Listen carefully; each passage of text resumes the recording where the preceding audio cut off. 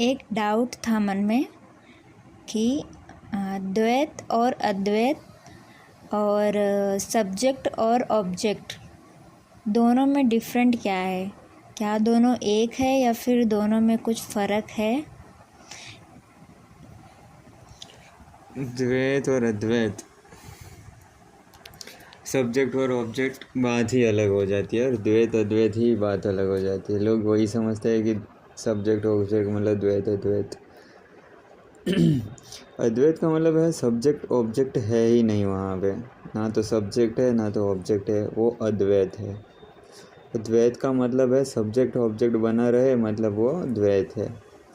देखने वाला और चीज़ दो हो गया ना, एक तो तुम देखने वाले और एक तो चीज़, तो दो हो गए, तो द्वैत हो गया। द्वैत का मतलब है दो, अद्वैत का मतलब है एक भी नहीं। याद रखना, एक भी नहीं। एक भी नहीं का मतलब क्या हो गया? जो दोनों है वो एक हो गए, तो दोनों मिट गए। देखने वाला और दृश्य दोनों नहीं रहे, या तो दोनों एक हो गए, समझ लो। दोनों एक हो गए तो कुछ नहीं बचा, सब्जेक्ट ऑब्जेक्ट नहीं बचा अगर दोनों एक हो गए तो। पर इसे किस तरीके से समझा जाए? एक्चुअली वेदों में तो ये ऐसे बोला गया है कि इसको अगर तुम समझ लिए तो तुम इनलाइटन हो जाओगे। इसको समझना बहुत आसान है, इसलिए ये बहुत कठिन है। ये बड़ा सिंपल है। बच्चा जब पैदा होता है तो चीज़ों को लाइक अद्वैत ही ऑब्जर्व करता है। उसको सब्जेक्ट ऑब्जेक्ट, वो अगर फूल को देखता है ना तो उसको फूल देखते देखते उसको लगता है मैं ही फूल हूँ।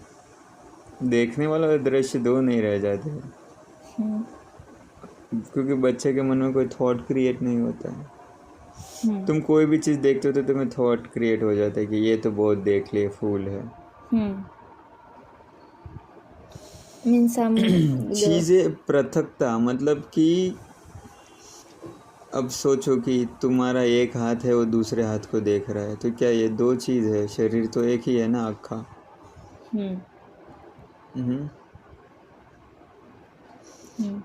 समंदर की एक लहर है, वो दूसरी लहर को देख रही है, तो लगता है कि दो है, लेकिन अगर नीचे अगर तलहटी पे जाए समंदर के नीचे से, तो दोनों लहर एक ही है ना।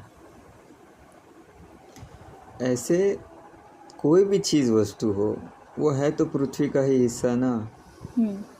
समझ लो कोई दूसरा एनिमी या इंसान है और तुम हो, तो तुम्हें लगेगा मुझसे अलग है, द्वैत है। द्वैत तो तुम्हारे में, जब तक द्वैत है तब तक दुख है।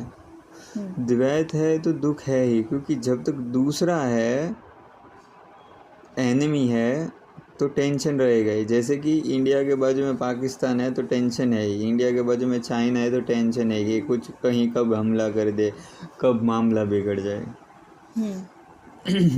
एक ही चीज़ से कभी डर नहीं होता। अपने एक हाथ से दूसरे हाथ को डर रहता है क्या कि ये राइट वाला मेरा हैंड लेफ्ट वाले हैंड को मार देगा?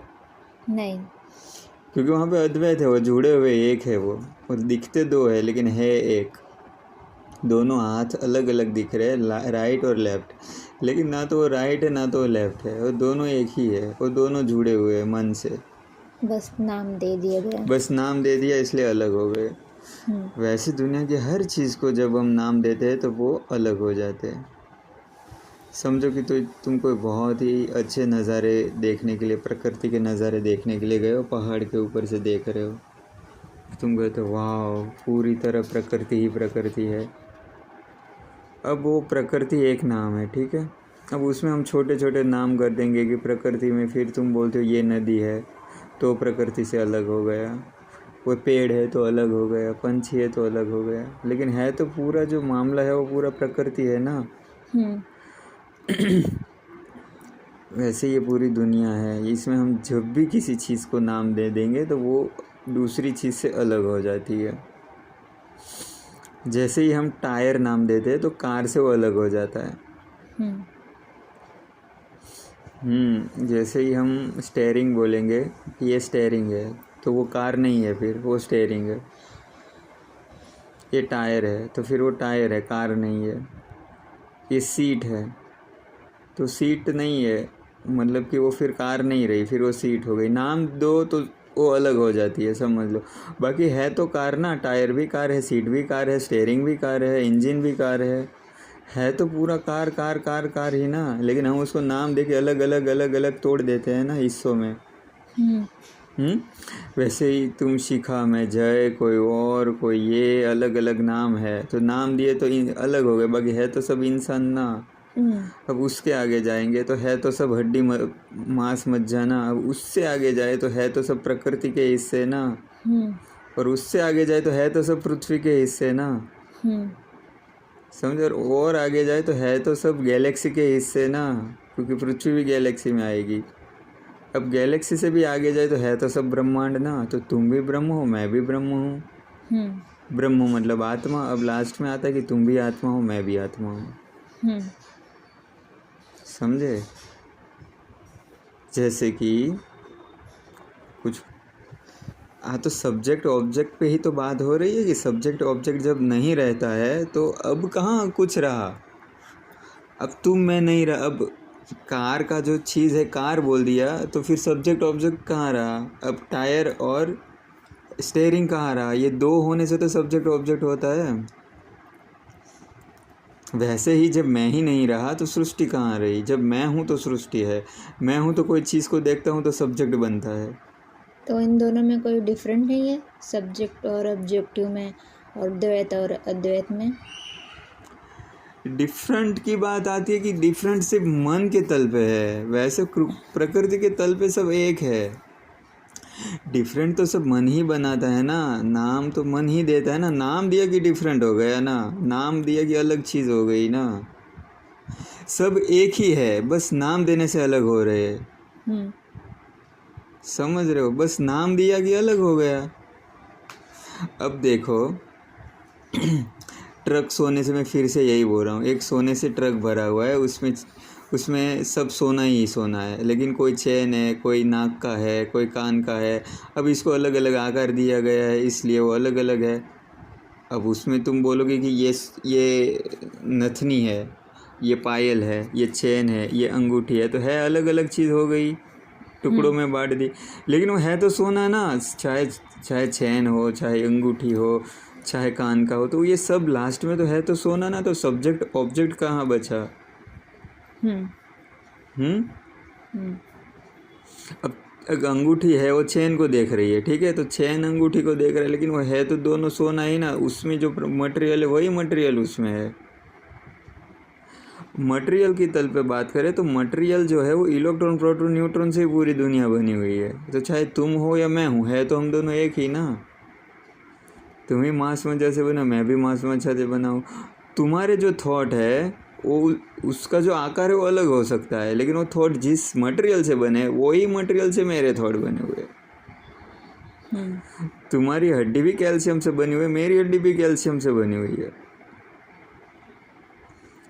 समझ में आ रही बात? चीज़ जब हम उसको नाम देते हैं या आकार देते हैं तो अलग हो जाती है। अब तुम आकार ही ना दो, समझो कि ये पूरा का पूरा समंदर है सोने का, पिघला हुआ सोना तो पानी जैसा होता है, समझ लो। अब उसमें से वो उसको दे के तुम आकार देने लगो तो करोड़ों चीज़ बना सकते हो। Subject object, subject object, subject object, फिर उसको पिघला के एक में डाल दो तो सब्जेक्ट ऑब्जेक्ट कहाँ बचा?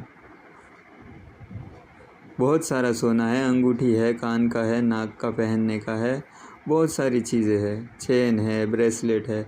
अब वो तुम्हें अलग अलग दिख रही है, लेकिन उसको सबको पिघला के एक कर दो तो वो अलग कहाँ हो रही? फिर वो तो एक ही है, पहले भी एक थी, लेकिन उसको आकार दिया गया, टुकड़ों में बांटा गया, इसलिए वो अलग हो गए। वैसे ही हम सृष्टि में जब हम आते हैं तो हम पैदा होते तो हम सृष्टि से अलग हो जाते हैं, टुकड़े हो जाते हैं। जैसे कि बूंद है, एक बूंद है, वो सागर से अलग हो जाती है। फिर हम रोते हैं कि मैं कुछ हूँ नहीं, मैं तुच्छ हूँ, मैं तुच्छ हूँ। हम इसलिए भागते रहते हैं जीवन में कि ये पाना है, वो पाना है, लेकिन हमें पता ही नहीं कि हम खुद ईश्वर का रूप है।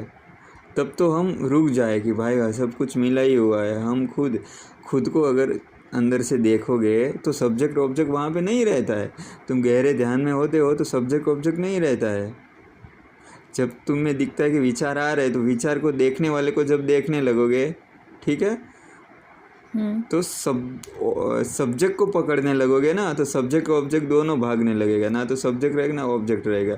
तुम्हें पकड़ना किसको है? सब्जेक्ट को। ऑब्जेक्ट को जाने दो। ऑब्जेक्ट क्या है? विचार ऑब्जेक्ट है। तुम विचार को देख सकते हो, मतलब कि तुम विचार से अलग हो। जिस भी चीज़ को तुम देख सकते हो वो तुमसे अलग ही होगा। तुम खुद के हाथ को देख सकते हो, मतलब तुम हाथ नहीं हो। तुम अपने नाक को देख सकते हो, मतलब तुम नाक नहीं हो। तुम आँख को बंद करके आँख को महसूस कर सकते हो, तो भी तुम नहीं हो। तुम जिस भी चीज़ को महसूस कर सकते हो वो भी तुम नहीं हो। तुम विचारों को महसूस कर रहे हो, मतलब तुम विचार भी नहीं हो। तुम शरीर को महसूस कर सकते हो, मतलब तुम शरीर भी नहीं हो। और जब शरीर भी महसूस नहीं होता है ना, तब आत्मा महसूस होती है। उसको कोई मैं नाम नहीं दूंगा, उसको महसूस। जब शरीर भी महसूस नहीं होता तब तुम आत्मा में स्थित होते हो, तब तुम्हारी आत्मा में स्थिति होती है। और शरीर भी महसूस कब नहीं होता है? जब तुम डीप मेडिटेशन में जाते हो तब। तो वहाँ पे कोई होता है सब्जेक्ट ऑब्जेक्ट? विचार बंद हुआ कि सीधा ऑब्जेक्ट पे आ गए तुम, जो तुम हो। बात यही है कि सब्जेक्ट और ऑब्जेक्ट, ठीक है? ऑब्जेक्ट को पकड़ोगे ना तो सब्जेक्ट गायब हो जाएगा। तुम खुद को देखने लगोगे तो तुम जो देख रहे हो वो चीज़ तो गायब हो जाएगी। अब समझो कि मैं वो स्टैचू देख रहा हूँ बुद्ध का, ठीक है? अब मैं अपनी आँखों को देखने लगूँ तो मैं स्टैचू को थोड़ी देख सकता हूँ। अपनी आँखों को ही महसूस करने लगा मैं, हाँ आँख है, आँख है। अब मैं मेरे हृदय की धड़कन को देखने लगा तो मुझे वो स्टैचू नहीं दिखेगा ना। तब मैं खुद के अंदर गया ना, भीतर गया। सब्जेक्ट क्या है? मैं हूँ। ऑब्जेक्ट क्या है? वो स्टैचू है, मूर्ति है। भगवान बुद्ध की मूर्ति क्या है? ऑब्जेक्ट है वो। और सब्जेक्ट कौन है? मैं हूँ। देखने वाला को क्या बोलेंगे? सब्जेक्ट। और जो देखी जा रही है चीज़ उसको क्या बोलते हैं? ऑब्जेक्ट। तुम पंखे को देख रहे हो तो पंखा तुम्हारा ऑब्जेक्ट है। तुम फ़ोन को देख रहे हो तो फ़ोन तुम्हारा ऑब्जेक्ट है। सब चीज़ें दुनिया में जो भी हो तुम्हारा ऑब्जेक्ट ही ऑब्जेक्ट है। मैं भी तुम्हारा ऑब्जेक्ट हूँ। टीवी भी तुम्हारा ऑब्जेक्ट है। ट्रेन, कारें, दुनिया में करोड़ों चीज़ें हो, सब ऑब्जेक्ट है तुम्हारी। और तुम क्या हो? सब्जेक्ट। और सब्जेक्ट क्या है? ईश्वर है। अब और सब्जेक्ट में आएंगे। तुम्हारी आंखें भी तुम्हारे ऑब्जेक्ट है। समझ में आ रही बात? तुम्हारा शरीर भी तुम्हारा ऑब्जेक्ट है। क्योंकि हम उसे देख रहे हैं। यस, हम जिस भी चीज़ को महसूस कर रहे हैं हम उससे पृथक है, हम उससे अलग ही होंगे। तो अब तुम्हें किसको पकड़ना है? सब्जेक्ट को। और तुम उलझी कहाँ हो? ऑब्जेक्ट में। ऑब्जेक्ट में उलझना मतलब है माया में हो। जब तुम बाहर की चीज़ों में देख रहे तब तक तुम माया में हो।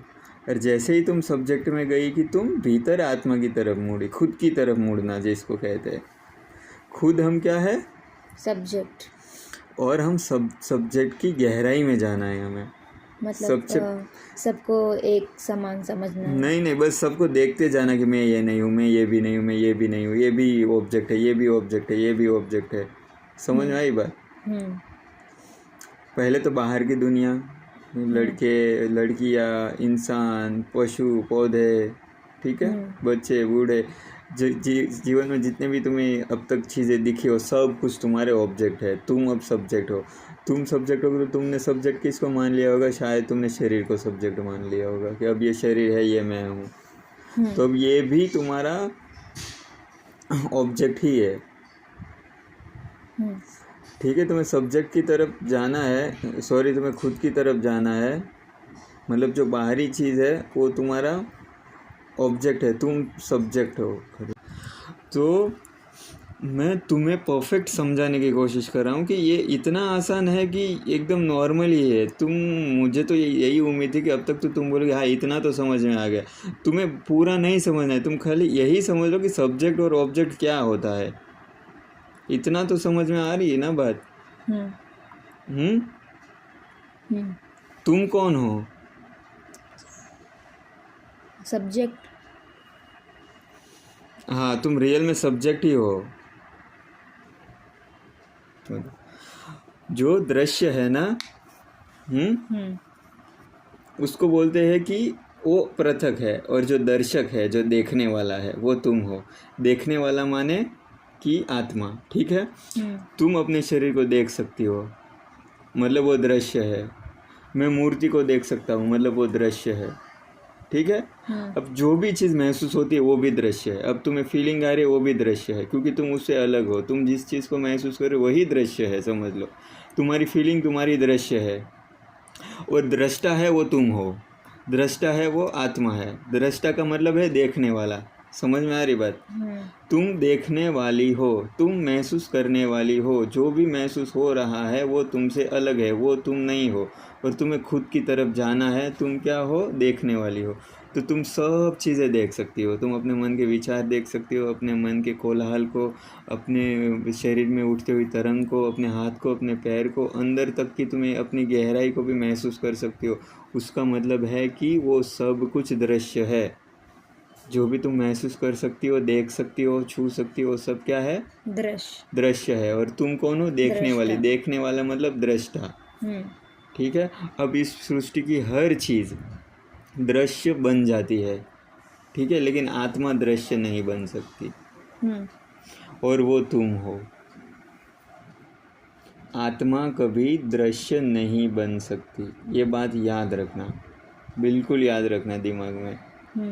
और जो भी तुम्हें महसूस हो रहा है वो सब क्या है? दृश्य है। और दृश्य का मतलब है संसार, माया, जो अभी है अभी नहीं रहेगी, नश्वर।